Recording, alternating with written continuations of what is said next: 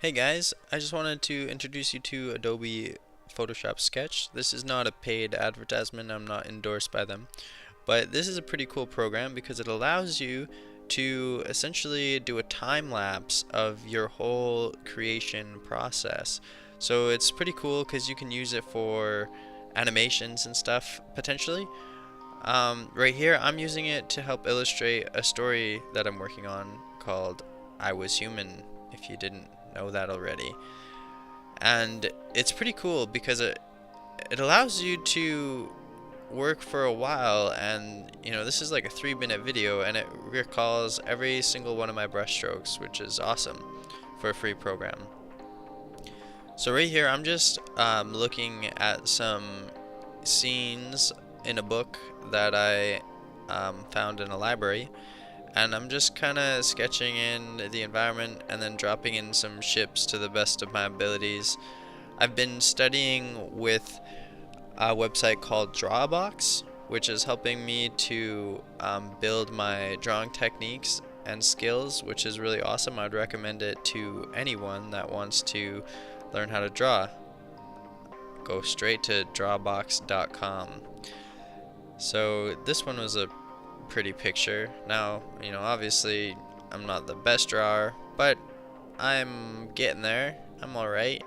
I will probably not get into the very best drawer in the world, but I got half decent skills, good enough to impress somebody that doesn't know what they're doing, good enough to be able to communicate with somebody that does. And I'm just going to continue working on my skills throughout the year and hopefully be able to get some half decent imagery for the project that I'm working on, because yes, ideally I would like to illustrate and write and publish and potentially do my own audiobook all at the same time, well, all throughout this year. So at the moment I'm not reading any of the stuff at the top. I have at the end colored all the images and rewrote the words, and I plan to read it in a more storytelling fashion. Another cool thing about this program is that they have a lot of different brushes that react somewhat realistically to the real world. So I'm using the watercolor for these sketches, and you can see how the water just kind of, or the colors just melt and move after you place it down, and I think it's pretty cool.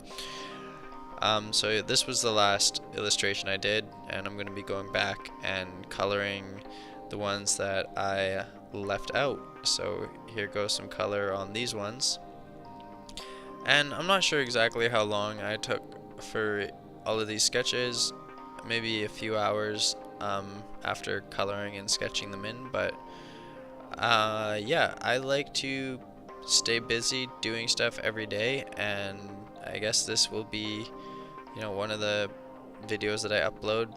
I hope it's good enough for my standards. I'm never impressing myself. I'm always pushing myself and never happy with what I've accomplished, never content. And I think that's a good attribute because it just pushes you forward to excel. And yeah, I wouldn't really change it for the world.